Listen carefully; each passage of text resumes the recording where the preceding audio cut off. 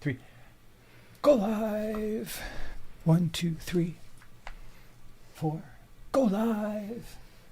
What's up, everybody? What's up? Glad you're here. It's your boy Jason, your girl Joanna here, bringing it to you live because it's prime time. Don't worry, I almost never do that, and I probably won't do it again for a long time. So if you just got highly annoyed by that, promises. I know, most likely that's not going to happen again for a while. But hey, you're here, so you might as well just stick around, even though that was annoying. Thanks for being here. Glad you're hanging out with us.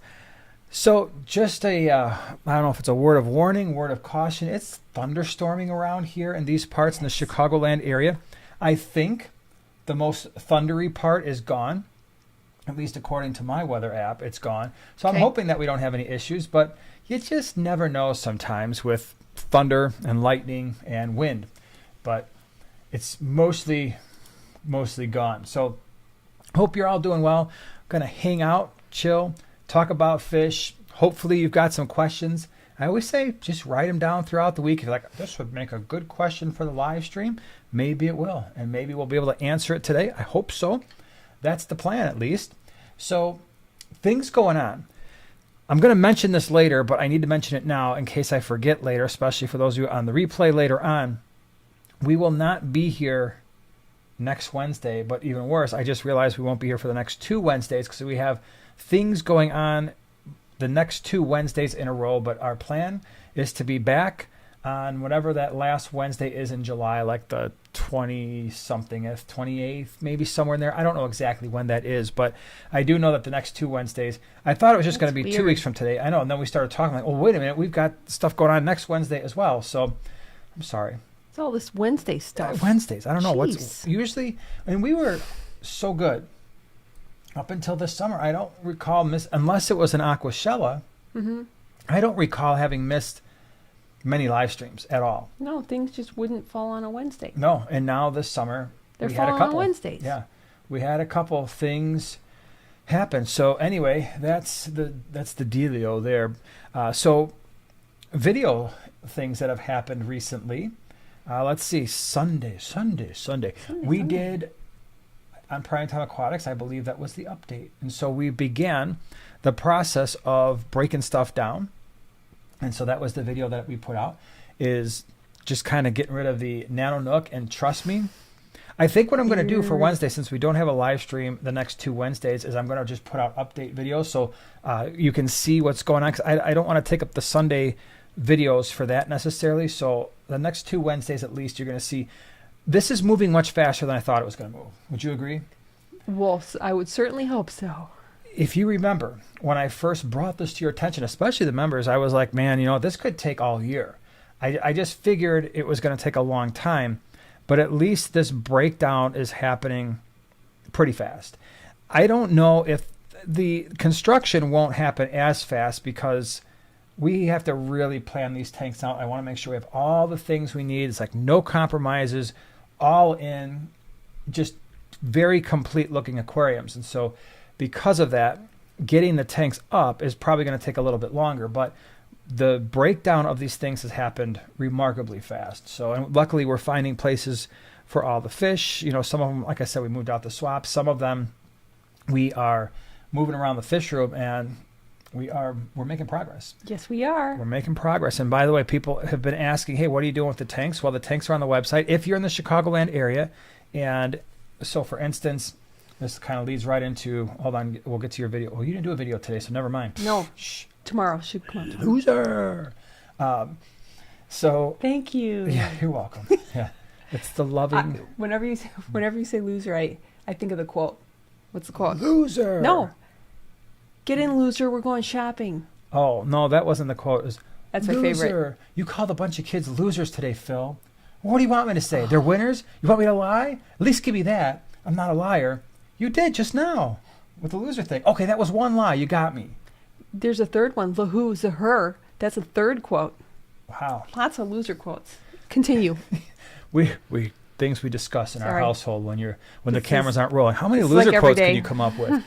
So anyway, back to the aquariums. Yeah, we are selling a vast majority of them, and they are winding up at the swaps. And so this Sunday, we are going to be at the GCCA. It's not a swap. It's a Sunday evening meeting And we have fish on the website, but we also have the tanks. And so some of the bookshelf tanks, some of the standard 10s and the 20s and the 40s, those are all on there. And as we break things down, we'll put more on the website for delivery at the swaps as we keep moving. Here Comes the Boom. Was that one of them that you were thinking of?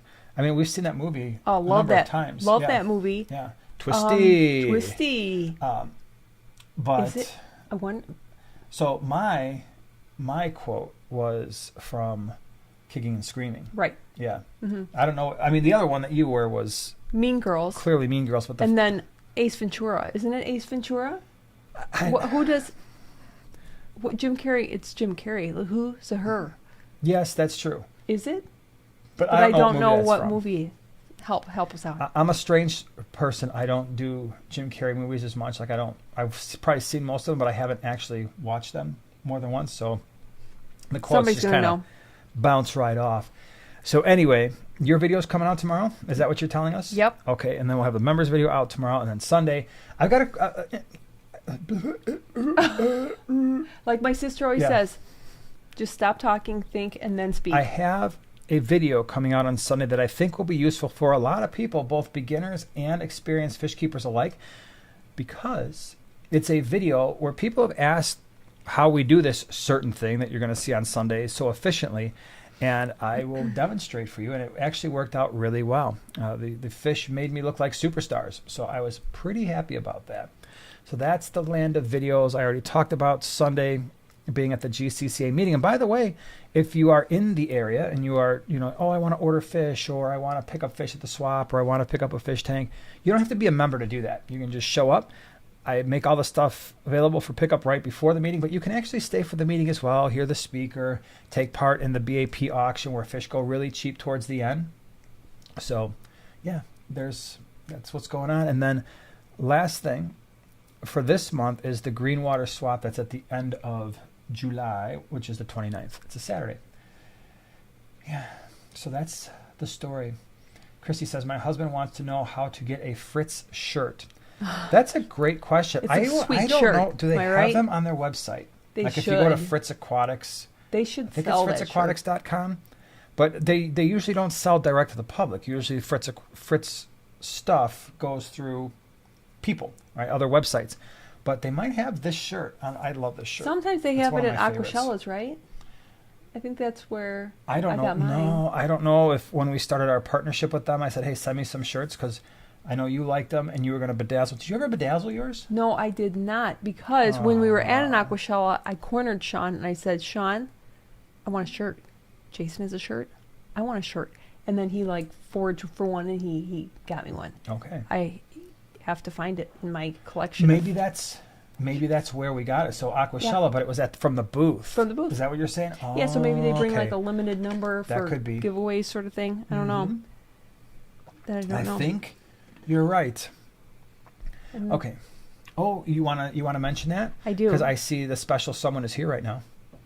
All right, so go ahead. So I got something in the mail. It was at our lockbox, and I finally got over there. And it is just the nicest, most thoughtful thing that's going to go in my collection, and it will be on display once we get renovated here. This is from the one, the only, Oink Master Supreme Forever.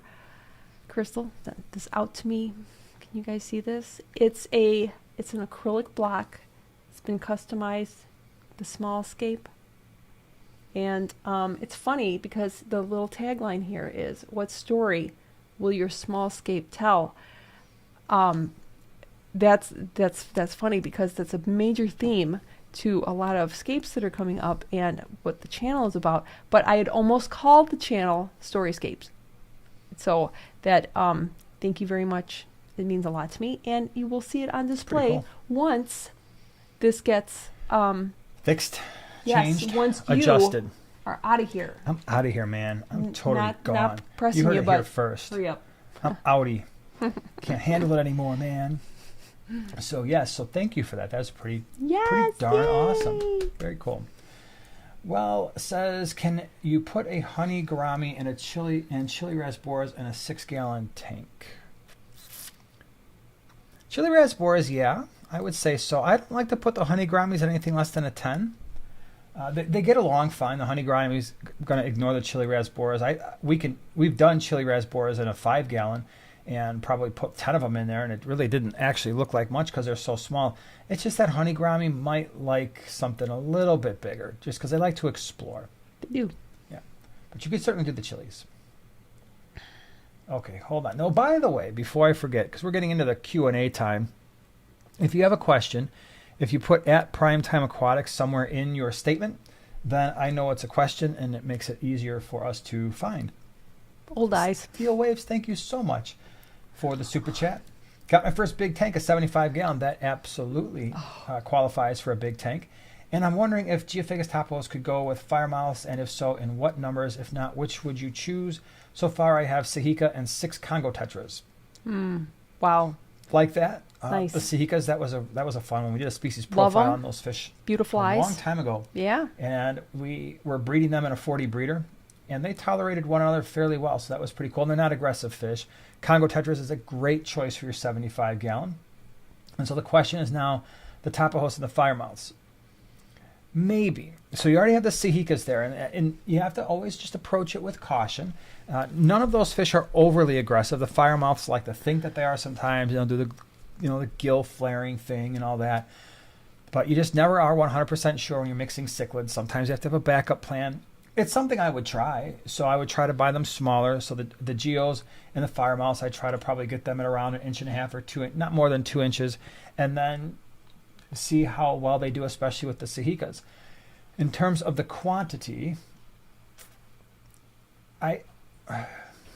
you could probably do at least a couple of each. The only thing that you're going to run into potentially is if and when you get them pairing off, that changes things dramatically. And so now you've got the Sahikas, you've got the firemouths, and you've got the Geophagus. And if they start pairing off and they start looking for spawning locations, that could potentially cause a little bit more aggression than, let's just say, if they're all just chilling out. So one each, you don't have to worry about them pairing off, right? So that could be an easy way to go, just to increase the likelihood of success.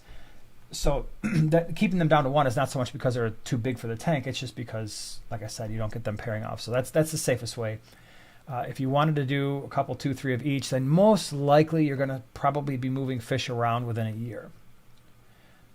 BC, thank you so much for the super chat. Can electric blue Acara and electric blue rams go together in a 55-gallon?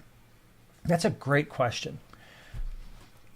Neither one of them are aggressive, right? So we're dealing with the same thing. In fact, they're less aggressive than even the Tapajos and the Sahika. Well, Sahikas are really not aggressive, but the Tapajos and the firemouth. I would say the electric blue Acara, electric blue rams are even less aggressive. The only issue you may run into, and I have found this to be especially true with cichlids, the more similar they look to one another, the more aggression potential there is. And so you're dealing with 2 electric blue fish, and while individually they're not terribly aggressive, sometimes they can start chasing one another around.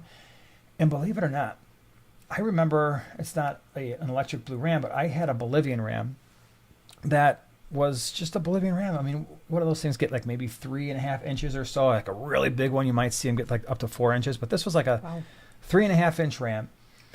And in a 75-gallon, it would chase a 7-inch Acthrictes heckelii, which kind of looks like a Geophagus, all around that tank. It would just get, it'd just be in a bad mood. Like, you know what I'm going to do? I'm going to chase that big old fish. And it would. And you would think that heckelii would turn around and be like, whoa, time out, dude. I know you got an attitude problem, and I know that there's something wrong in your brain, but I'm like 5 times bigger than you, and if you keep chasing me, I'm going to have to teach you a lesson. That lesson was never taught. So the moral of the story is you could certainly try it, but once again, have a backup plan, because sometimes when those fish look that similar, they have a harder time working it out. Believe it or not, it's easier when it's just a species-only tank. Like if you settled on electric blue Acara or the electric blue rams, if you had, let's say, 6 of one or the other, that would probably work out better than if you had 3 or 4 of each and tried to mix those together. In terms of the other thing to consider with those 2 choices, I think the electric blue Acara are going to be a little bit hardier, a little bit more forgiving of different water parameter ranges and certainly temperature. And so I really like the electric blue Acara. We've kept them many, many times in many different size tanks with all kinds of different fish, and not once did we ever have an issue with them. The only other thing, because we're just going to roll with it, compare and contrast, the electric blue acara are far more likely to eat some plants than the rams would be. And of course, they get bigger. So that's the things that I would consider between the two. There was a question here. Let's see. This is from Joanna. I have a 50-gallon lowboy Hillstream loach with a lot of river rocks and heavy current. Is there any ideal plants? Well, if you have heavy flow, typically like Anubias comes from that sort of location. They attach themselves to rocks and like are used to holding on for their dear lives. I think any other ones that you attach would work pretty well because that's just what they do in nature. So like I think I've heard bulbitis I've seen that like near filters. Java fern maybe, I don't know. No, not the Java fern. Not Java fern, not crypts. I wonder how Val would do. Well, it's... I mean, that does fairly well with some moderate flow, like you'll see it kind of blowing around, but I don't think it does great with super heavy flow. The problem is we don't do a lot of heavy horizontal flow tanks. We have never had any wave makers or anything in our aquarium, so most of the flow that you see is just surface agitation coming from sponge filters, or you'll have a hang-on back filter that's dumping water, but it's kind of doing this. It's not doing a lot of horizontal flow. Mm-hmm. And no for floating plants, because floating plants do not like a lot of movement. Yep, that's very true. So I would stick with the Anubias. Yeah, I think that's a safe bet. Hunter says, I have a 150-gallon native Alabama aquarium. What's the best way to convert to pellets? The bluegill will eat them, eats anything, but the bass and crappie won't touch them. So part of it is how long have they not touched the pellets, because they will eventually start eating that stuff when they get hungry enough. I never found, because I haven't had bass in an aquarium, so I can't really speak to that and with knowledge. But the crappie I've had, so I've had crappie, I've had yellow perch, I've had bluegill, I had creek chubs, I have had various types of catfish, and all of them eventually converted to the pelleted foods, just because I'm like, this is what you're eating, dude. And they can easily go at least a week, and by that time they're like, man, you know what, I'm hungry, I need to eat. And so these things that the bluegill are eating, I'm going to try those too, and they usually convert. Oh, Chris wants to hey Chris, getting slack for a community 40-gallon breeder, heavily planted with tall hardscape floating plants and 160 tetras and rasboras with 10 laser cories. Is it too many fish? And it also has good filtration. 160. Not necessarily, because the rasboras are absolutely tiny. And so I'm thinking about, and some of you saw this, especially members saw this when I had the 40-gallon breeder with the silver tip tetras in there that weren't very large at the time. They weren't full grown. I want to say there were at least a couple hundred in there. I would not have kept them like that long term, but at the same time, when I saw them, it's like, you can make that work with the filtration. You can make that work with the space. Would I do that for a long-term solution? No, but as we were pulling those fish out and selling them at swaps, by the time we got down to 100, 125, it looked fine to me. Like, it looked like an aquarium that could be sustainable. When you're talking about rasboras, these are absolutely tiny fish. I mean, there have been times, again, not long-term, when I had a 20 high, there were 700 Mira rasboras in there. Again, that was heavily stocked, right? But in terms of having any filtration issues, there were none in terms of water quality. I would say by the time we got down to a couple hundred, even in the 20 high, I was like, that looks fine. I mean, they got plenty of space. They're so small, those fish, that it sounds like a big number, but in reality, when you think about a few things. So when it comes to stocking, there's a few things you have to consider. Yes, the number of fish matters. 2, their bioload, right? So bioload, yes, part of that is the size of the fish, but also how much do they eat, right? There's a big difference between, let's say, 4 1-inch neon tetras and 1 4-inch yellow lab cichlid, right? So the number of inches is the same, but that yellow lab cichlid is going to have way, way, way higher bioload impact on the aquarium than the 4 1-inch tetras will. And so food is a consideration, the overall size of the fish, but not just the length of the fish, the height, the overall mass of the fish is going to have a big impact. And then what I think a lot of people overlook, and it's one of the most important aspects, is the activity level of that fish. So when you're looking at, let's say, Mira rasboras, Chili rasboras, the dwarf rasboras, these really small fish, yeah, they do swim around, but they're not super crazy. They're not guppies, right? If you put 200 guppies in a 40-gallon breeder, it's going to be just a crazy amount of pandemonium going on in that aquarium. There's going to be flashes of color everywhere. They're going to eat a decent amount because they're constantly on the move, or these fish that don't move quite as much, and they're thinner-bodied fish, they tend to have far less bioload impact on the aquarium, and you can put more in a tank and comfortably add more to a tank. So part of that depends on the tetras. Now, am I talking about Buenos Aires or red-eye tetras, or these tetras that get on the larger side, Congo tetras or something like that? No, these are fish that are way too big to be putting in 50, 75 into a 40-gallon breeder. If you had a 6-foot tank, sure, but not in a 40 breeder. But if you're mainly focused on the rasboras and some very small tetras, take it slow. And so the first thing is, no matter what, you're not going to put in 150 fish into an aquarium right from the start anyway, because even with Fritz Turbo Start or Fritz Zyme 7, it's not going to be able to adjust to that heavy of a load in a brand new tank that quickly without having some type of a spike in something. So you're going to take it slow, and you're going to get a feel for it. You did say heavily planted, right? Did I see that? Yeah. Which is also going to potentially cut back on the number of fish you have, because obviously the more rocks, the more wood, the more plants you have in the aquarium, the less swimming space you have, the less you're going to be able to stock that aquarium. So I would say the safest bet, and I don't know what fish particularly you're planning on stocking, start with, just so that the tank is cycled, you add your Fritz Zyme 7, maybe only start with a half a dozen of your Tetra, half a dozen of your rasboras, and then over the course of a few weeks, everything is stable, add another half dozen of each, and you go that way until, okay, well, maybe you reach a point where you're like 25 or 30 of each. You're like, you know what? That's actually looking pretty good for the amount of stocking, amount of planting I've done, and the wood and the rocks and the gold laser, green laser, whatever was in the bottom, Cory cats, and make the determination from there. Clicks Images just ordered tissue crypts from KG Tropicals. How long should it take to grow to full size? That's a great question.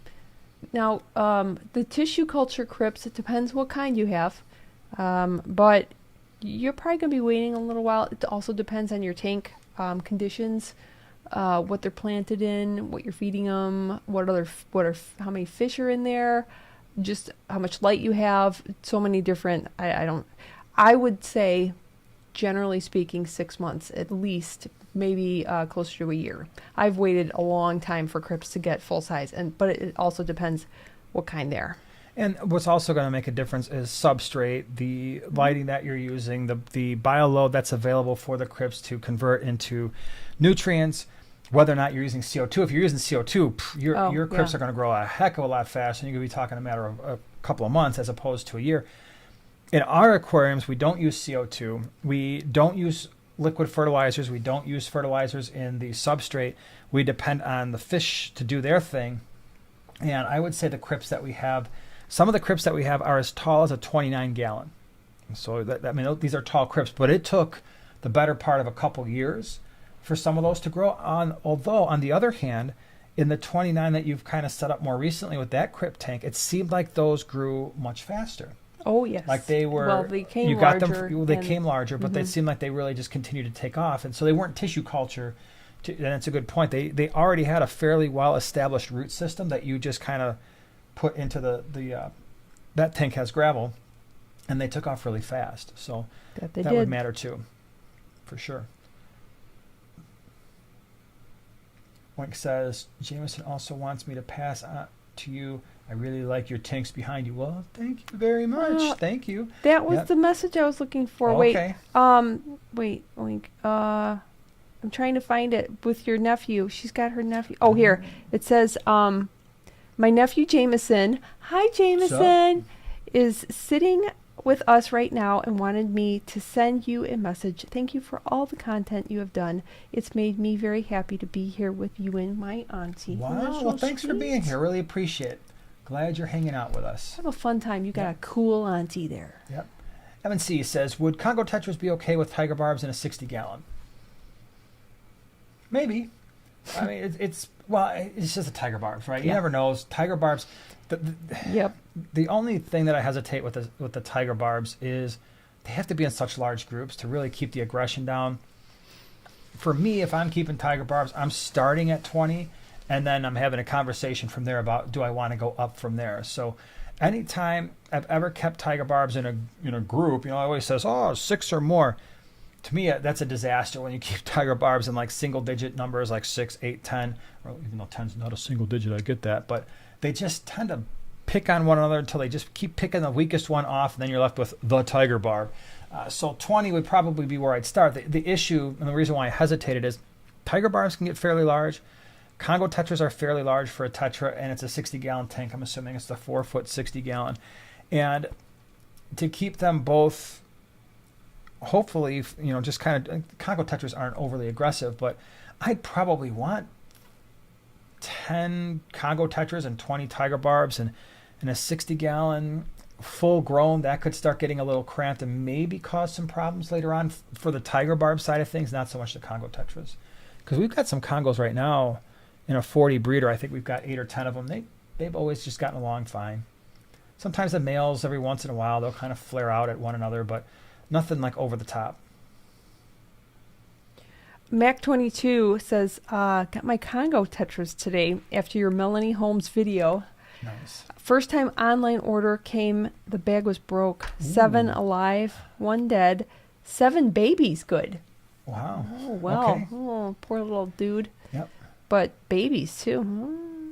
Hopefully, Hopefully they work out pretty well. Those fish are amazing. Aren't you they? just have to have, so with Congo tetras, you just have to have a little bit of patience. Unlike a lot of the other tetras that from a very small size, they show really nice color. The Congos, when they're young, don't show as much color.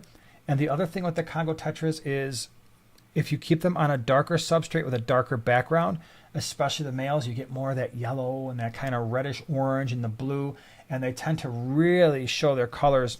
But even on lighter substrates, they'll still show it. But it takes a little bit of time, especially for the males, to get those fin trailers that you want to see, especially on the tail fin. And it's really cool. Yeah, they're cool fish. Tyler asks, do I need a soil substrate for all plants? If not, what are good plants that do well in gravel only? You do not need a soil substrate for all plants. I very rarely use aqua soil. I like sand personally, but you can use sand or gravel for most of any plants that you have that you'll be planting into the substrate. I would just use root tabs, and you need to add some nutrition there into the substrate, whatever you're using, if you're not using an aqua soil. Yeah, all of the tanks that you see in our fish room are either just inert sand or gravel. And so your crypts, your all the valves, the crypts have done fine. The anubias eventually send runners into substrate, although that's not their primary feeding modality. What else? Bacopa. Sword plants, the little bit of Java fern that we have around the fish room. All that is, again, just regular inert sand and gravel. And we let the fish do their thing and their waste products. I mean, we do gravel vac some of that stuff out, but for the most part, it's the fish take care of feeding the plants. Valentino says, hi guys, what kind of plant-safe fish would you recommend to help control swordtail fry in a 75-gallon with 3 Siamese algae eaters, 20 glow light tetras, 7 peppered cories, and 1 honey gourami? Oh, the honey gourami just ruined my go-to. That darn honey gourami, get rid of it. No, I'm kidding, don't get rid of it, it's a cool fish. I was going to say some type of larger gourami, like dwarf gourami or larger, but with the honey gourami, don't do that because they're just going to bully that honey gourami. So now we're looking for something that is plant safe. So what would I do? Plant safe to control swordtail fry. It has to be a slightly... Well, they might control more than swordtail fry. They might control those glow light tetras too. I was going to say some type of a a medium-sized goby. I have used the purple spot gobies in our 50-gallon lowboy, and they took care of all of my molly fry. I haven't seen, unfortunately now, molly fry in that tank in quite some time because my purple spot gobies eat them. And they're plant safe, but they get about 5-6 inches, really pretty goby. But I would worry a little bit about your glow light tetras with them. They would leave everything else alone. All right, so what else could we do? You got any ideas? I'm blanking out here. So I'm going back to my plant safe cichlid video. I wonder, I don't know if things like Apistos, Bolivian rams. I wonder if Bolivian rams would be opportunistic and pick off some swordtail fry. What about checkerboards? Too small. They're too small. Bolivian rams are a little bit larger. Well, the other thing would be like a Geophagus tapajos. Would probably pick off swordtail fry. Most likely leave the glow light tetras alone. Really? Yeah, that would probably, and they're plant safe. They're not going to destroy plants or anything or do anything horrible. Yeah. Anybody else got any ideas? Feel free to throw it out there. Yeah. Okay, Fish Hunter. How many Mbuna would you stock in a 75-gallon? So I typically like to do about 20, 22, 23, somewhere in there for a 75. But I also keep them as relatively mellow Mbuna, like the yellow labs, Pseudotrophia solosi, rusty cichlids. I've had okay luck doing red zebra cichlids as long as I only have one male. What the nice thing is the females look every bit as nice. They get that nice deep orange like the males do. So they've worked out fine.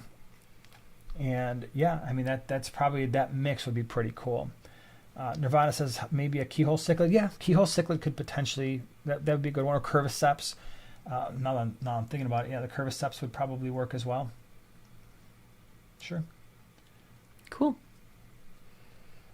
Chris says, would you consider doing a video on hidden dangers to your tanks, such as not washing your hands and having chemicals on them or smoking near tanks? I wonder if new fish keepers would know enough about that. I've actually got that in our queue of things to do. So that's a great idea. And I'm thinking at some point that's going to happen because I have a list. I have a list of probably 20 things to watch out for. Just fish tank and like fish room safety type stuff. On my list is one, and let's see, what was it? What did I call it? Things can go wrong in a hurry or something like that. And I have one item on the list so far, so it hasn't made it to a video yet. I don't even know what it is. No, I don't share ideas with you anymore. Jay says, my 55-gallon has 10 tiger bars, 14 Buenos Aires tetras, and 8 black skirts, no issues. That's a good mix. That you plan that out fairly well. I mean, those are all fish that are assertive for being a tetra or a barb, and none of them are going to take any smack. So, yeah, so 10 tiger barbs, 14. Those Buenos Aires tetras do the same exact thing tiger barbs do when the numbers get really low and they just start picking each other off. Black skirts will do the same. So you got them all mixed together. That was a smart mix. I like it. Good job. Ozzy Mandias says the beard's getting pretty big. Looks good. The beard's fluffy today because, like I said, it was fluffy. raining. Hold on, let me. It's unruly. Thank you. I think, but humidity. You know, some people have to worry about humidity with their head hair. This guy. Me, right it's here. face hair. That's just how it rolls. Can't help it. Anonymous 16 says, "Hi, Jason, Joanna. Hi. So, Do you guys occasionally have issues with blackbeard algae in your tanks?" Never. No, just kidding. If so, I was wondering what you typically do to combat it. This is from Jason in Connecticut. well, hello there, and nice name. And the honest truth, the truthfully honest answer is nothing. We do nothing to combat it. It winds up in some tanks, and I don't worry about it. I don't stress about it at all because my hope is that the aquarium is balanced enough where the algae isn't going to go crazy in any form, right? Whether it's green hair, that hard green crusty stuff, diatom, or the blackbeard algae. So for us, it's about water changes, keeping our nitrates at 20 parts per million or less. That's going to control the amount of nutrients available to the algae. That's huge. So if we're doing that, we're kind of starving the algae. Thing number 2 is we will often combat algae using fast-growing live plants, things like guppy grass and hornwort, water sprite, water wisteria. That sucks a lot of nutrients out of the water. And I have had situations where I wish I would have documented this, but I wasn't really thinking, where I had a tank that had blackbeard algae. I threw in some hornwort, and within about 6 weeks, the blackbeard algae was 100% gone and never came back. So I think the hornwort just really outcompeted the blackbeard algae for key nutrients and minerals, and blackbeard was like, I can't handle this. So that's another thing. Light duration, light intensity. We leave our lights on for 9 hours a day, 2.5 hours in the morning, 6.5 hours at night. And then none of our tanks are just blasting light in there. I like to keep the lights a little bit on the lower side so the plants get plenty of light, but it's not excessive. So when you do all of those things, when blackbeard algae does show up, and it does, we have both of our 125s that were across from the Nano Nook have some blackbeard algae. The bottom one has more than the top. And we've had it in a couple other tanks, and I just don't care. It's like, okay, you're going to show up, and you're going to grow a little bit on certain things, and then that's going to be it. The other thing is, for at least our bottom 125, we were using Siamese algae eaters, and they took care of quite a bit before they got stuck in a filter inflow intake and couldn't get out, and I didn't know they were in there for far too long. So those are all ways that we deal with it. Mac22 says that his son, Joshua, would watch the live streams, except it's like 2 a.m. there. So it's late. He's going to be watching the replay maybe. So everybody cool. Say hi to Joshua. Yeah, what's up? What's up? Good morning. Yeah. Or good afternoon, good evening. Camden says, rescaping my tank soon. How do you guys like to attach wood to rocks? Well, I don't do that. You do. So I will let you answer the how to attach wood and rocks together. Well, you would put the rock down first. Once you like that layout, then you're going to lay the driftwood on top. Find what I like to call a mechanical hold. It's like a natural place where, if you can, if it works with your scape and whatnot, that the rock and the driftwood kind of match together, so they're kind of resting on each other. And then mark your point or look at it real good. Use gel super glue. There is from Bob Smith Industries, I had a video that's what I like to use ever since the Proscapers at Aquashella showed this magical item to me. It's like an accelerator that helps it cure super fast. So you just super glue both sides, and then you can even wet it a little bit, hold it together. If you don't have a natural point where the driftwood and the rocks are meeting, you can also kind of fill that with a piece of tissue, cotton, filter floss, anything like that, and then put the super glue on it, and it kind of becomes like a little glue blob, a little gluey blob that you can use. And just more is better than less, because your any driftwood will want to float. It will really want to float, so the rocks will help hold it down. Or you can also just do the easy way, load a bunch of rocks on top of that driftwood until it soaks up maybe many weeks later, and then you can move it around again. Yep, then you won't have to attach them. Yeah. Lucas says, blackbeard algae problem in my 42 hex. Water sprite is now exploding and the blackbeard algae is disappearing. That's cool. That's the same type of stuff that I have seen as well. Emma says, just out of curiosity, what is the most you've ever spent on a single fish, and what fish was it? So I know that one. Oh yeah. Good times. See. I think the most was, and I don't spend a lot of money on fish. We bring in so many fish, we import so many fish, the overall cost is pretty low per fish. But what was it? A number of years ago, it was the Scyphia multipunctata. Yep. And it was, in our area, it was a relatively rare Goodyid. And I think I spent, was it a couple $100 on a pair? Something like that. I don't remember exactly, but it was at least, I think it was around 200, maybe more, maybe a little less. I don't remember. But they're little cool water live bears. The males are really cool. They get some yellow and some black, and they get these really cool dorsal fins. So I spent a couple $100, let's say, I think that's about what it was, on a pair, put them in a tank. Within a day or so, the male died. And I had the female for a really long time. Yep, good times. Luckily, people around here started breeding them more, and I got a group of them. I think we traded, we traded some fish for a whole big group of Scyphia, and it all worked out okay. But I think that's about it. I am not one to spend $300, $400, $500 on a fish. I don't see myself doing that. It's fine if other people want to do it. That's cool. It's just, I don't know if I like a fish.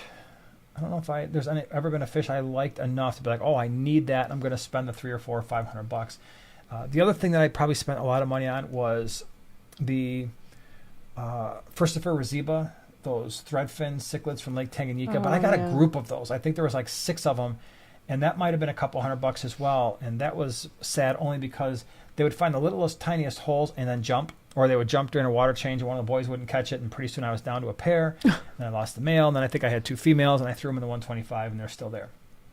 But the females, unfortunately, are silverfish, and the males are the ones that show all the really blue and yellow fluorescent colors. So, yeah, there's that. Do you know what fish I would spend a lot of money on? Do I want to know? You probably already know if you were to think about it. We all know that green neons are not that pricey.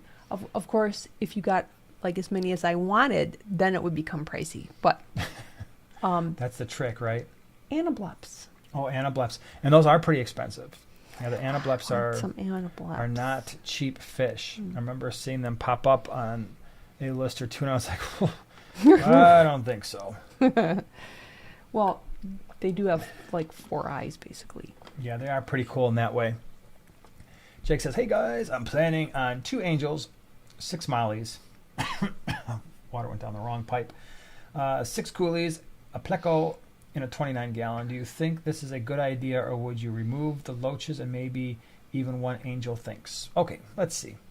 So we got a 29-gallon with 2 angels, 6 mollies, 6 coolies, a pleco. So I think thing number 1 is the pleco. Make sure it's a small pleco. So like some type of a bristlenose pleco or clown pleco. Don't do any of the large ones that get up to a foot, or like a common pleco that could get 2 feet.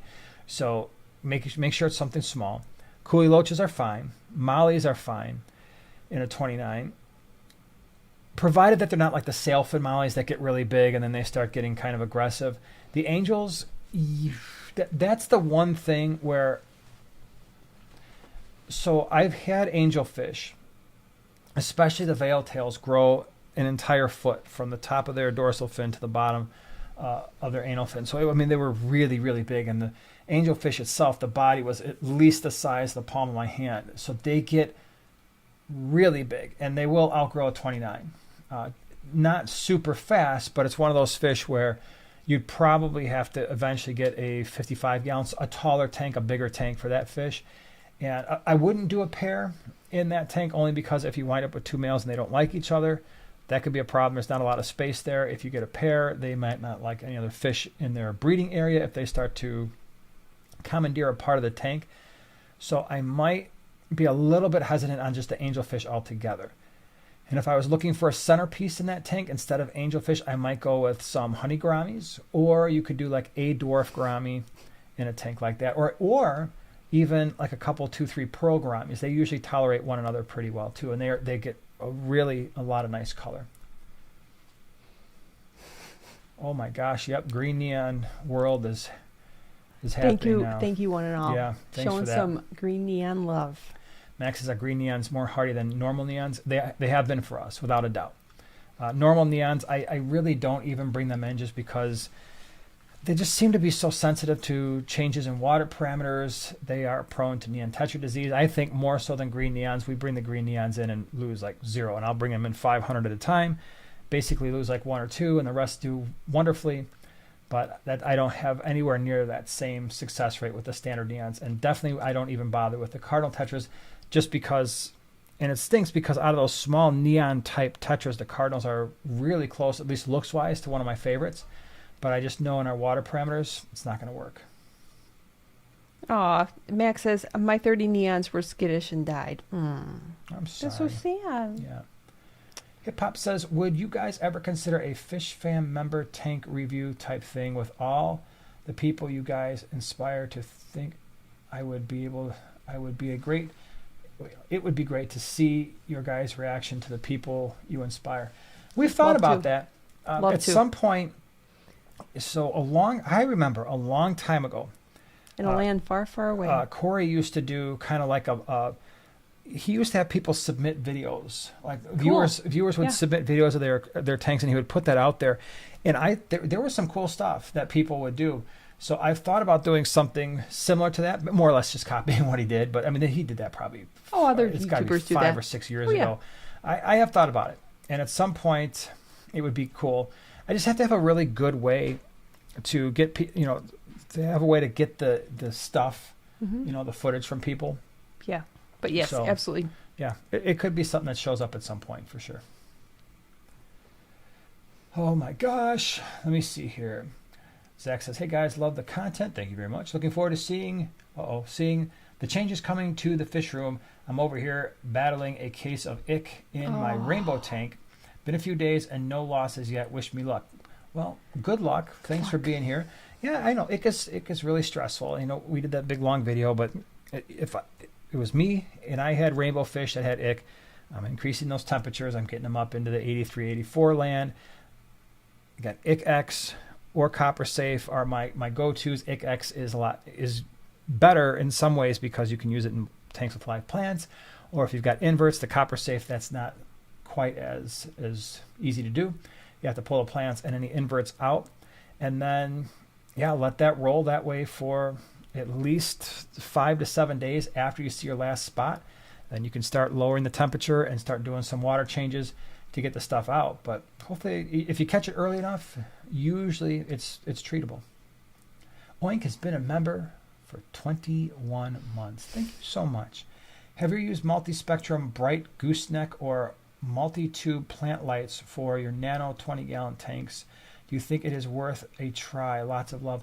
I don't multi-spectrum bright gooseneck or multi-tube plant lights. Is that the brand? Because I'm assuming Multi is the brand. I have not. Goosenecks would definitely come in handy for a lot of different tanks, though. Yeah. I know. For sure. I was eyeing the ones that Melanie had. Yeah. And we've got the gooseneck extensions on the Kessel tank, but I haven't used, if that's the brand, I haven't used them. So I don't know if they're good, bad, or indifferent. Chattanooga Ed, he's here hanging out. What? What's up? Hey, Ed. Glad you're here. Hope you're doing well. Whip was saying, he was saying how much he dropped a bundle for a pair.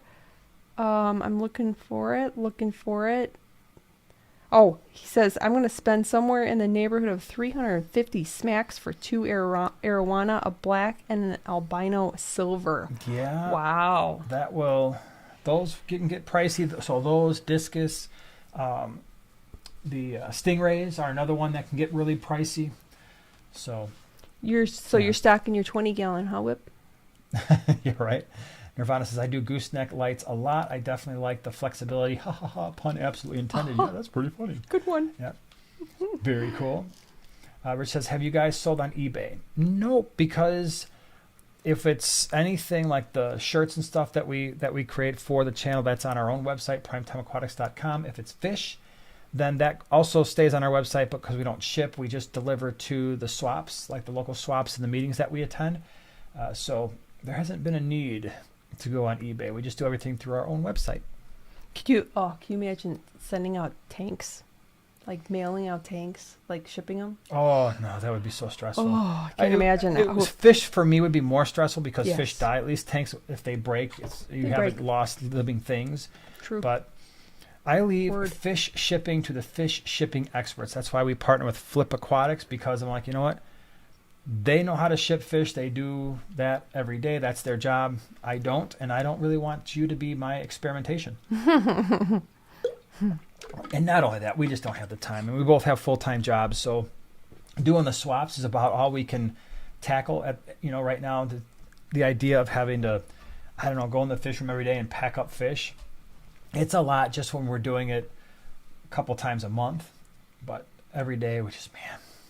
And then dealing with all the issues that come with shipping fish. Because at least at a swap, and I've said this before, but what I like about a swap is I know the fish were packed by me in fresh water that morning. I deliver them to the person. I said, here's your fish. The fish, we can look at them. They're doing well. It's like, okay, during the handoff, they were doing great. And they don't have very far to go usually before they wind up in somebody's tank, usually with our water parameters, which is so helpful as well. It's like, okay, well, here we are. Here's our water parameters. Oh, you're 5 towns over. Well, most of the people in suburban Chicagoland have Lake Michigan water. So guess what? They're going in the same water parameters. Maybe the temperatures are slightly different, but there's almost no potential issues there as long as I've done my job with the quarantine and all that stuff, which is what we do.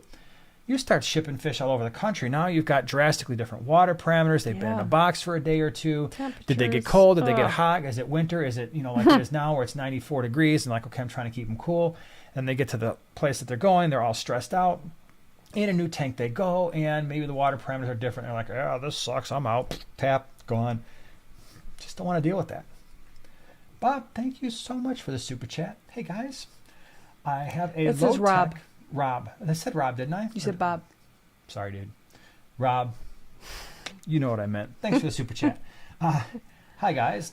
I have a low-tech 10-gallon betta tank with Java Fern, Anubias, and Frogbit. A lot of times when I dose Easy Green, the roots of my Frogbit start to melt. Should I just dose less? Can't hurt. Might as well try it. I mean, so the stuff that you have in there, if your Frogbit is to the point where it's not really, doesn't have space to really grow much more. Java Fern doesn't grow super fast. Anubias grows very slowly. I don't know if you've got more fish in there than just the betta, but you could cut back on it. So if you're doing like the 1 squirt, so I think it's 1 squirt per 10 gallons, usually the recommendation is about once a week. You could certainly cut back and maybe do a half a dose once a week or a full dose every other week and see if that helps. It's probably not going to harm anything to do that, to cut back. So, yeah. Larry D says hi. What's up? Hey, Larry D. Amisa says, put a new pair of Apisto D18 in a 20 long with lots of caves, wood, and leaves on Sunday. Female is harassing the male every time he shows himself. At what point should I separate? How long's it been? Since Sunday. What's today? Wednesday? I'll give them some time. It's still early. They're still trying to figure things out. You said it's a 20-gallon? Mm-hmm. And you said there's lots of stuff in there? Mm-hmm. So there's at least a place where there's line of sight breaks and all that stuff. Give them a little bit more time. I would give them at least a week, as long as there's no fin nipping, like the fish isn't hiding up in a corner, getting the snot kicked out of them, or they're not eating. Once they stop eating, or they're just too afraid to even do normal life things, then I would separate them. But if that's not happening, it's just one of these things where he comes out, they eat, she lets him eat, and then it's like, okay, now get out of my face. Okay, we can deal with that and try to let them work it out. If it doesn't solve itself in about a week or so, I might start considering moving them around a little bit, week or two. Fish fan, 20-gallon long. Thank you so much for being here. My Neans I bought 18 months ago say hi. So Hi. next week I'll get another 55-gallon. I'm planning mixing my platies, harlequin rasboras, cherry barbs, neons, black neons, orange laser kois. Love from New Jersey. Well, that sounds like a really awesome thing. A 55-gallon is a great tank. Yeah. And pretty soon you're going to have to call yourself Fish Fan 20-gallon long plus 55-gallon. your name is just going to get longer and longer and longer. I like it, though. That's going to be awesome. Andrew says, I've been having the hardest time finding strawberry rasboras in West suburban Chicagoland area. Strawberry rasboras. Do we know those by another name? Probably. I think we looked them up last week or the week before, Maybe didn't we? did, yeah. I don't know. Well, so if it were me, have you tried Fish Planet up north? Because they specialize in smaller fish, and then also Zuze in South Elgin. Those would be two of the places that I would consider, because, and even if they don't have them, you could ask them to say, hey, you know what, next time you put in an order with your wholesaler or importer, if these are on the list, can you get some? Now, if it's an importer, they might say no because they have to bring in a bunch. But if it's a wholesaler, then they could certainly do that. It's a type of rasbora that looks similar to the chili rasbora. Yeah, I saw that one. Yeah. Yeah, so that's what I would do. Caleb says, good fish, 75-gallon tank. I was told either African cichlid, exotic puffer. I don't know anything about puffers other than pea puffers. I've never really kept other types of puffers, so I can't speak to that. African cichlids could work. In a 75-gallon, I would prefer to do, if you're going to do Lake Malawi, the Mbuna cichlids I already mentioned, like the yellow labs, the rusties, and the Pseudotrophia solosi is a really nice combination. I don't like to do peacock cichlids in a 75-gallon quite as much because the aggression, believe it or not, is a little bit harder to manage. You've got a lot of the Lake Tanganyika African cichlids as well. Your shell dwellers, your cyprichromis, your rock dwelling cichlids could all work. So those are options. I think, so for me personally, I'm the type of person where I like to have that interaction with fish and see lots of color and movement, where for me the puffer, just me personally, if you like puffers, that's awesome. But I think after a while I would regret setting aside in a tank for that one fish, but they've got pretty good personality, so I don't know, maybe I would eat my words later on if I actually had one. Chris asked, can my CPD live in my Scarlet Baddis tank? The CPD lost his friends and is living with shrimp. It depends on how big the Scarlet Baddis tank is, but probably if it's at least a 10-gallon or larger, I would say probably wouldn't be an issue. Yeah. But I don't remember who asked the question, but while I'm on the subject of cichlids, somebody asked if you could mix Mbuna with peacock cichlids. I've done it, and I had almost no issues doing that. But for every person who doesn't have an issue, there will be a person that says that they did. So you just have to be really careful. And again, like always, have a backup plan. If you try that and it doesn't work, what can happen is sometimes some Mbuna, first of all, are just, it's a no-go. Like your Demasoni, your Aratus, and that pretty much that entire genus that includes the Aratus, those fish get, as Mbuna, they get so aggressive, they're probably going to put a hurting on your peacock cichlids. But I remember in our 150, I had, Lethrinops intermedius, I had Red Empress, I had at least 2 types of Victorians in there, obliquidins, species 44, I had Pseudotropheus acei, yellow labs, red zebra, what else was in that tank? And a few other types of African cichlids, and they worked it out, right? They eventually all did fine together, but I think if I were going to have a cichlid tank on purpose, I would only put one or the other. Rich says, what was your guy's first fish? Mine was when I was about 6 years old. I had a black fancy goldfish named Popeye, and he had one eye. That's why I called him Popeye, because he was missing an eye. But he was the only black fancy goldfish that the pet store had, and that's all I wanted, so I didn't care that it was missing an eye. And I'm pretty sure we got that fish. If it wasn't free, it was heavily discounted, because the store person was like, the fish has only got one eye. And my mom's like, that fish only has one eye. And I'm like, I don't care. I want a black fancy goldfish. And so Popeye was his name. Like Popeye? Oh, not like Popeye. Wait, hold on. Remember? He had paint. Oh, a tattoo like Popeye? No, not like Popeye. It was that. Special. Just like that. Hold on. I saw it. He's going to do the whole thing. This is a Special Forces tattoo. He doesn't even sound like that. Yes, he does. No, he doesn't. Special Forces? Mercury switches? What have we gotten ourselves into? Anyone? Come on. Thank you. Thank you All for right, putting us Malcolm out of our... Okay. I was hoping I wasn't going to have to go any further than that, because I could do the whole movie, but I didn't want to have to do that. And I'm glad a couple of you figured it out. That was my best Lethal Weapon impersonation. Hey, Raj, this is a Special Forces tattoo. Doesn't sound like that. It sounds just like that. Go back and watch the doesn't. movie. It does. No, I listened to it. No, it does not. See, look at this. TN Fishkeeper says, I gave you a 2 out of 5 stars for that. That's a starting place. That's about right. Right? Yeah. Yeah. That's about right. That's a starting place. I like it. Thefishkeeper.com says, question, I know you're friends with Flip Aquatics. Yeah. Can you suggest that they sell more than just one type of platy? Next time I talk to Rob, I will bring him. that up. I will, hey, dude, can we get more platies in here? More platies. Yep. I know he's always switching stuff around, too. He's a lot like me in the sense that he likes to kind of bring different things in. And Mm-hmm. I like that when he started, obviously it was just shrimp, and then he went to the nano fish, and he's since branched out from there. So it's pretty cool. I saw last time I was on there different types of bristlenose plecos. I think there were obviously all kinds of different rasboras and tetras, but there's Bolivian rams on there. At one point he had the L11A plecos, which I really love. So yeah, it was cool.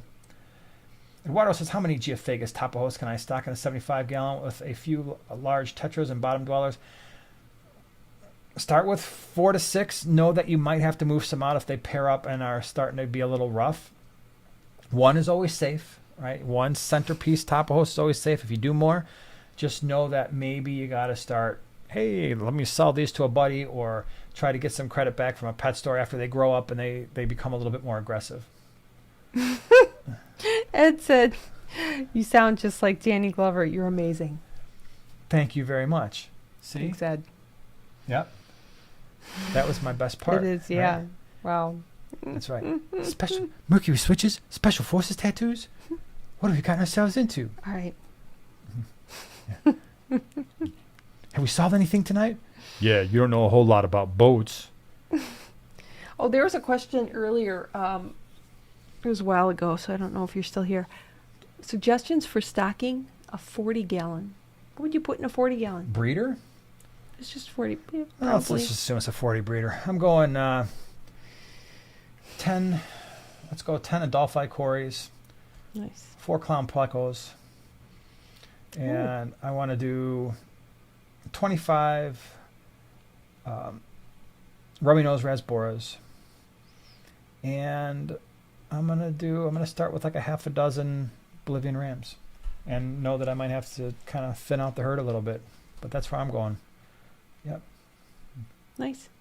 Max says, you don't sound like Danny Glover. I thought more like Forrest Gump. Good one. Yeah. Well, see, now I've got one impersonation that I can use for 2 different movies. How about that? TN Fishkeeper, thank you so much for the cool man doing his thing. M&C Aquatics, thank you so much for the super chat. Appreciate it. See, you do some Danny Glover and some Lethal Weapon, and that's the entertainment for the night. It's I the hope best I can do. that's it. Mm-hmm. Yep. I can do all the famous people. Oh, Fishtachio. I want to start a female sorority in my empty 40-gallon breeder. How many should I start with? And talk about substrate. Hold on, and I just filtration. missed it. I was reading something and I missed the question. Oh, I'm did sorry. you? That's all right. Okay. It's from Fishtachio. That I caught. Fun name. Love it. Love it every time I see it. I want to start a female sorority in my empty 40-gallon breeder. How many should I start with? And talk about substrate and filtration. If I were going to try a sorority and a 40-gallon breeder, I'd probably start with around 15 to 20 bettas. The filtration is going to have to be somewhat calm, and so I would do something like the Seachem Title 55, the Marineland Pro 375. 1, because they both have internal filtration, so it's not going to be very noisy.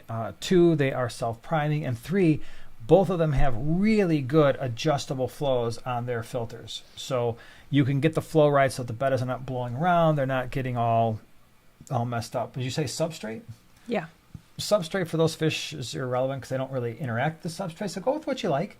Sand or gravel is fine. But if you're going to be keeping like, oh, I want to put some cory cats in there, then obviously sand would be a better choice. Or I'm going to keep some coolie loaches or something like that. Obviously, at that point, sand would be a better choice. I prefer sand in most situations now just because there aren't a lot of fish where you're like, oh, yeah, the fish can't handle sand. But there are a fair number of fish where you're like, oh, I put gravel in the tank, and now some of the fish are going to struggle with that a little bit. Now you're going to want it heavily planted, though, right? Lots of... Right. Yeah, and again, if you the more You have heavily a planted you sorority? do, the more you're gonna have to back off on some of the numbers, right? If they don't have a lot of swimming space. But again, the nice thing about female bettas is while they are somewhat active, again, they're not like guppies or endlers or rainbow fish where they're flying around the tank and doing all kinds of crazy things. Hunter says, "What's a good centerpiece for a 36-gallon with a few plants, a few platies, guppies, cories, and a clown pleco?" I would love in a tank like that a programi because they've got that iridescence. They have a fairly large fish at somewhere around 4 inches or so. Really pretty. That would be my go-to. Desert Fish says, now you sound like Danny Glover imitating Arnold Schwarzenegger.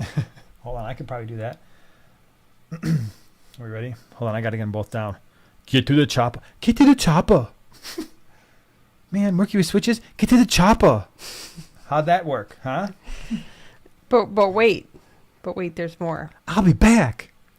I'll be back? I lost it. How about that? That was pretty good. That was a combination of both. Max says, Jason, sing a pop song and I'll donate 5 memberships. Sing a pop song. But do you even know one? Yeah, I probably know some pop songs. I got to think of one, though. Hold on. What would I sing? Pop song. Pop song. Does Rihanna count as pop song? I don't know any Rihanna. Yeah, Well, I mean, the one song that you're always like, I like that song. Yeah, but I'm not going to sing that one. I got to sing one that I can sing, which is none, to be clear. You I were? have to Okay, think wait, about wait. it. Do the one that you were doing and we couldn't figure out the But TV that's show not it a comes pop from. song. No, I That know it was- is. But let's see who guesses it. All right, ready? Yeah. But I had to whistle that one. We're It's whistling yeah, go ahead. Will whistling a 1980s theme song do okay? So here. All right, ready? Where's it from? Wait, no, hold on. What was it, though? Wait. No. No, that wasn't it. Oh, dang it. No, I don't remember how to start it. Hold on. I'm going to have to... I'm failing under pressure here. I am just totally... Wow. What a... Yeah, that just totally... Hold on, let me- I lost it. I was whistling a show tune the entire day, and now I can't even remember how to start it. I'll come back if you stop All right, thinking I'm about going to stop thinking about it. It's coming back. Hold on. Because now all I've got is...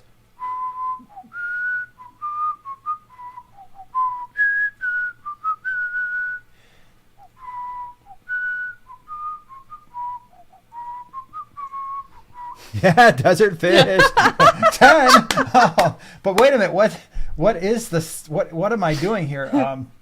What was that? Do you know? I do. Okay. Does anybody But else know what that I was? never watched the show, but I know what it's from. Desert fish. Thank you so much. That's not singing. I know it's You're not right. singing. Hey, I haven't said I won't. I can't think of a. You're a right, pop Shannon song and Ryan. That's That's not worth singing. But come on, that was a pretty good rendition of whatever that was. No, that wasn't the A Team. Dallas. Dallas. That was Dallas. That's right. Yep. Yeah, when I was a little kid, Hmm. Dallas was on. I think it was Dukes of Hazzard, Yep. something Yeah. else, and then like Dallas was mixed in there somewhere. And What Yeah, about usually- Falcon Crest? Falcon Wait. Crest. Oh, was Falcon Crest also the Friday night, or was that part of Thursday night lineup after Knots Landing? Oh no, I think Falcon Crest was Thursdays. Yeah, it might have been after Knots Landing. Yeah, Yeah, but anyway, yep. Desert Fish, thank you so much. And now we got some new people: Malcolm, Hip Hop, Mindy, Elena, Anthony, Sharpie, Todd, Josh. Holy cow! Kevin's Aquatics. Zeus says, "How about Tainted Love?" That's not a pop song. And then Desert Fish says, "Don't sing, please." Yeah. Teal. You just got my whistling abilities there. Yeah. Barbie girl. I can't Oh, sing that man. song. I don't know the words. Yeah. Junior and Bobby would be so proud. Thanks, Ed. Yeah. Yeah. Mindy K says Dallas and Oh. Falcon Crest were on the same night. I thought so too. I thought Dallas, it was Dallas and then Falcon Crest after that. Like it was Dukes of Hazzard, something else, Dallas and then Falcon Crest. Maybe I'm wrong. It's been a long time. I was a little kid. Did you ever? I never watched it, so I never was shocked at like Who Shot JR. I was never. Yeah, that was a know. very stressful think thing I- for me to watch as a child. I bet. There was a lot of things I watched. You don't understand. I'm pretty sure my parents were more or less just like, put the kid in front of the TV and whatever's on, he's going to be able to watch. Because I watched everything. I was hooked as a little kid on Knots Landing. I watched Dallas. I watched Three's Company. I don't think I understood most of what was like kind of like going on, other than like Jack Tripper really liked all the girls that were on the show. But Knight Rider, yeah, I watched. That was, yeah, for sure. But I watched all the shows. I watched The Shining when I was about maybe, I don't know, when did that movie come out? Around 1980? Somewhere around there, yeah. I don't remember. Whenever it wound up on cable, like when cable was first a thing, like HBO and Showtime and all that stuff, I remember my parents watching The Shining. I was a little kid, and I'm watching this movie too. And all they would do it was just kind of half cover my eyes when they thought something. And it would be like this, like literally like what I'm doing to Joanna. I'd be like, okay, don't watch this part. And I'm just watching it. And I slept with my parents for like a month after that because I just kept seeing horrible things in my room. So if you ever wonder why I am the way I am, it's because, oh my gosh, the things I was able to watch as a little child, not good. Not good. Oh, it's funny. Dancing Queen. Dancing I can't Queen. do ABBA. Oh, It's- ABBA. Classic. I know, I had like, the kind of, A-track. yeah. I had the A-track. Mike says, I managed to get myself a group of Brevis Shelleys yesterday. That's pretty cool. Oh, I've got a group what? myself. They're awesome little fish. They're little bulldog. There's little shell dwellers with like they're a little bulldog tough face. guys. Of course, they got their fangs like all the shell dwellers do. Pretty cool fish. Lots of personality. Whip says, thanks for the super chat. Kyle asks how long he needs to wait to add 6 cardinals to a new 23-gallon tank with Fluval Biological Enhancer. So I have not used, nor am I aware of what Fluval Biological Enhancer is. If it is true, nitrifying bacteria, not some kind of additive that claims to boost the growth of naturally occurring bacteria in the tank, most of which I haven't used that particular brand, but every brand I've ever used that claims to boost bacteria in a new tank without actually adding the bacteria to the tank is mostly pure garbage. But let's just say, for argument's sake, that it is live nitrifying bacteria. I don't know. I do know with the stuff that I use, like the Fritzheim 7, if I were going to put 6 cardinals in a 23-gallon with the Fritzheim 7, they would all go in at the same time. I wouldn't wait at all because 6 cardinals is a very small bio load in a 23-gallon tank. So if it is live nitrifying bacteria, read the directions, whatever it says. And if it says you can add a small number of fish from the beginning, I would consider that to be a small number of fish. Christopher says, I'm upgrading my tank from a 30-gallon to a 55 tall long for my angelfish pair. Cool. After moving apartments in 2 weeks, do you have any recommendations on the upgrade?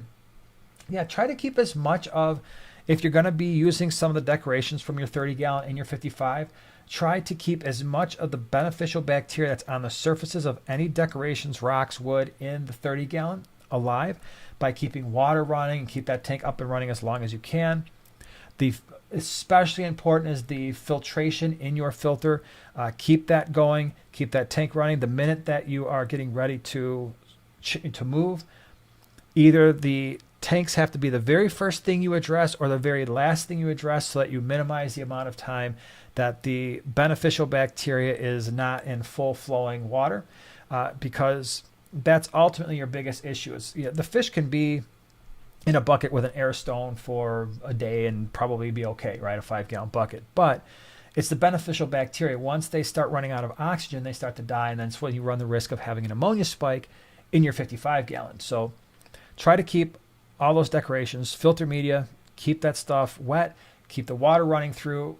As soon as you break down the 30-gallon, I think it was a 30 or 36, move the filter over to the 55, get that running. If you've got a different filter for the 55, that's fine, but use all the filter media from the filter that was in the 30-gallon in the new filter. And that will cut down on the likelihood that you have any kind of an ammonia spike or bad thing. Or bad thing. Yeah. Emma says, any tips on adding additional new sand to an established tank? Do it slowly. You could probably, would you pre-wet the sand so that it's not getting into... That would be a good idea, yeah, and then you won't have air bubbles pop and stuck there. I'm thinking pre-wetting the sand. If it's the sand you don't have to wash, then you could get the sand wet like in a Tupperware and then lower that into the tank and then slowly pour it really close to the surface, and probably go with it that way. Yeah, do it during a water change. Yep. Did you say waddy? You I said did, it, didn't you? I did, but I changed it to water. You slipped up. Waddy. That's what we call it here. Well, we call it that the because the dogs. We always say, drink your waddy. Yeah, come get your waddy. And they only know that. And if we say the normal thing, they then, don't know what we're talking about. It gets really weird. So, and you said waddy. You said it. Now you all know. Pool sand or place sand? I personally like the pool filter sand better than place sand. Place sand, at least the place sand that I have seen is really, really, really like small grain sand, And it becomes a little bit problematic when you're trying to do any kind of maintenance on the bottom of the tank, whether it's a little bit of a gravel vac, just kind of swirling it. It tends to suck up a little bit easier. But a lot of that is brand dependent. And so I tend to stay with if I'm going to do that, I tend to stay with the pool filter sand. Truth be told, I used a lot of pool filter sand when I originally set up the fish room. As we break tanks down and set them up for different purposes, I've been switching back to a lot of the Carib Sea stuff or a lot of stuff that we find at Petco and PetSmart, just because a lot of that sand is a larger grain. It's a little bit heavier. I can actually stick a gravel vac in that sand, suck stuff up. It doesn't suck up into our wastewater system, and that to me has been worth the extra cost. But everybody's got their own list of priorities, so the pool filter sand is probably where I would go. Chris, thank you so much for the super chat. Thanks for all the help with my questions tonight. Happy to have made the live stream. Well, I'm happy that you're here. Yes. And someone just asked, are we live? Yes. Right now, we're live. Unless you're watching on the replay. Then we're Memorex. Yeah, then we're not live. Michael, let's see. This has probably been asked before, but what is y'all's favorite fish to keep? Mine is Geophagus. So if I had to keep one type of fish, there's a lot of different types of Geophagus. So I would keep the Geophagus, probably the Altifrons, but I like the Tapajos. I like Cernamensis type. So that's the Altifrons, that's the Wine Milleri, that's the Megasema. Really love all of them. I've done Braziliensis, Pellegrini, Dicrososter. I'm forgetting a bunch. So, yeah. You? Let me think about it. Greeny ants. Wow. For the win. What? How about that? Yeah, they're the best. They're very common, but they're amazing. And they're actually like 3 different colors, so there you go. Anyone have any good resources for finding fish species native to specific regions? Google. That's the easiest resource. At least that's what I would use. Yeah. Savannah, yep, I've kept them as well. Steindachnerai, thank you. I've kept those and did a species profile on them.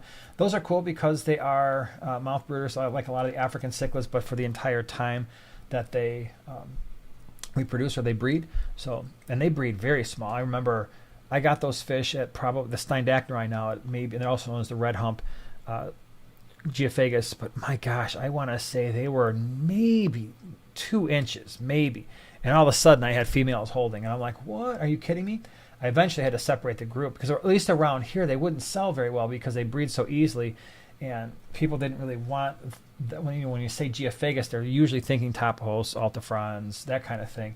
And so the Steindachnerai didn't do as well around here. So I eventually had to separate that group, and I sold them off because they were breeding just way too much. Some dust. At which point is your aquarium too heavily planted for a standard fish load? That's a great question. When you see your fish are no longer behaving naturally, when you see that they're constantly having to fight around stuff, especially if you've got more active fish like rainbow fish, or you have anything that's usually going to be schooling and flying back and forth, and now they're kind of getting tangled up and really having to navigate. But as far as water parameters go, would too many plants ever infringe on the health of the fish? Not really. Not if you've got. If you're the only thing I would worry about would be oxygen at night, and then CO2 concentrations at night. That you worry more about that in a pond than you would in a fish tank. But if you had, let's say, I know it's really popular right now, the filterless fish tank, right? If you do that, and it's possible to do that, we've done that here. But if you were to do a filterless fish tank in the sense that you don't have a hang-on-back filter or canister or even a sponge filter running, and you've got a very still tank, if you stock that tank too heavily with a lot of plants, it sounds weird, but what can happen is plants will photosynthesize when the lights are on. And when they're doing that, it's great because, they're producing the oxygen that the fish need, and they're taking in CO2 so that they can grow, and that's all true. The minute you turn the lights off, what a lot of people don't realize, and it even, like for my students, it kind of blows their mind, like, wait, what? This is really happening? Yeah. So plants are doing photosynthesis. They're taking in the CO2 so that they can build sugars. Well, they're not just doing that so that we eat the plants. They're doing that for themselves because the minute the lights go off, obviously there's no more photosynthesis happening. The plants basically turn into us. And now what they're doing is they're consuming oxygen, releasing CO2 because they're breaking down the sugars, that CO2 in the water becomes carbonic acid, which can, in water that is not buffered, highly buffered with a high KH, can actually change the pH. And so in some aquatic environments, again, usually this happens more in ponds, especially ponds that have a lot of algae, you'll see two things happening. Oxygen concentrations will kind of go like this over time, higher during the day, lower in the night. That can stress out fish at night. And then pH. pH starts to climb during the day, and then as that carbonic acid gets produced at night, the pH goes lower, and so you get these pH swings over a 24-hour cycle. And in nature, that's not generally a common thing because you have a lot of surface area and not as much living stuff. But if you were to overstock an aquarium that is not properly, that doesn't have a lot of gas exchange at the top, right, surface agitation, that's where your problem could be. Did you read that Mac also gifted 5 primetime aquatics? What? Wait. Hold on. Where did that? Yeah. Well, Mac, thank you so much. Oh, here, yeah. Thank you. Even though you didn't officially sing, you whistled. I did whistle, but I'm thinking of a song. Hey, Marty, I'm thinking of a song. It's a wonderful song. What was the song? You don't remember the song, either do I. Oh, yeah. Probably New York. Right? Oh, New York, New York. Maybe Yeah. it was. Mac, anyway, thank you so much for the gifting of the 5 primetime memberships. Look Anissa. at that. And who we got here? Kyle and Volcanex and Richard. Thank you so much. Appreciate that. That's really cool. Very cool. And the sush. sush. The sush. Yeah. That's awesome. Thank you. Max said, yeah, I agree. Don't sing. Your humming's pretty bad. Oh, no. Wait, here's a humming quote from a movie. Nine.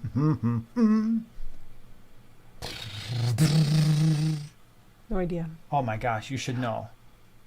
Yeah. Oh, I have a guess, but I don't know why I would even, guess it. Really? Just by, don't your know? mannerisms. No. Where's the best place to hide? The detonators. The roof. Go. No, Oh. Where's the best place to transmit? The roof. Go. That wasn't the one I was going to guess, but Yeah. okay. Well, that was my humming quote from a movie. Max says, please stop. You're pretty soon they're Thank going to you. be paying me off. Just don't do that anymore, please. Yeah. Here's more memberships. Here's $2. Just stop doing that. Just please stop. Can we just go back to fish? Yeah. The next time we come back, there's 4 people watching our live stream. What happened? Yeah, well, You were singing, humming, and whistling, here. and we just couldn't handle it anymore. Sid says, do microgeophagus school like regular geos? Thinking about a school of Bolivians in my 48-gallon and love the way I've seen Juapari school. Not as much. Maybe a little bit when they're younger, but I think they tend to be they start to pair off and poke around. yeah, if you get a group of them, expect them to start pairing off. And 48 gallons is a pretty big footprint, so you might be able to deal with at least a couple pairs if that happens. But then maybe possibly some aggression starts to happen. Max says, man, I will donate next stream if you stop. Fair enough. Besides my voice, I need to rest it for tomorrow. I have a big concert tomorrow that I'm going to be singing at. It's my second job. Max says, my dad's name is Jason, and you look exactly like him. It's so weird. But do we sing the same? Yeah. Oh, that is funny. 2 of you. Yeah, wouldn't that be messed up? That would be. It would be very messed up. Emma says, Yeah. start spreading the news. Start spreading the news. That's all I know. That's good, I'm though. walking on air. Do you know walking who on sung it? Flare. I have no idea. Yeah. No, I finally got the So Altafrons. embarrassing. I finally got the Altafrons I was looking for. These are not the Altafrons you are looking for. That's pretty cool. I love Altafrons. Oik says, let's all sing the Baby Shark in tandem. Uh-huh. How about that? Can't do it. Can't do it, man. All right, we'll take another 1 or 2 questions before we call it a night, so I can ice my voice down from all the singing I did. Yeah, we would hate for it to Just wait, because as soon as this thing goes off, I'm going to start singing left and right. Oh my I'll sing all gosh. kinds of songs. Yeah, I know you always I'll do some AC/DC. Back in black, the people say. Dave, don't worry. Dave said that he might have to quit being a mod if you sing. Dave's Thank you, like, I am Dave. out, man. Thank you. I don't blame you. I might have to quit being whatever. Let's see here. Benny says, can I take my blue acar eggs out of the main tank and into a mesh breeding trap while on the rock? Will they still be successfully hatched? So here's what I do with stuff like that whenever I see eggs on a rock. Eggs on a rock. That would be a great movie. Kind of like Snakes on a Plane, Eggs on a Rock. So I've done this numerous times when I was breeding, let's see, Midas cichlids, many types of Geophagus. This would also work with the electric blue acara, is I will take usually like a turkey baster and a flat edge, like either a credit card piece or a knife, usually like a stainless steel knife. I'll just kind of scrape the eggs off, and I will suck them up with a turkey baster, and I will put them in a egg tumbler. And I've had really good luck doing that. Yeah, you're going to probably destroy some of the eggs, but when you've got, 100 or 200 eggs, if you lose a couple, it's not the end of the world.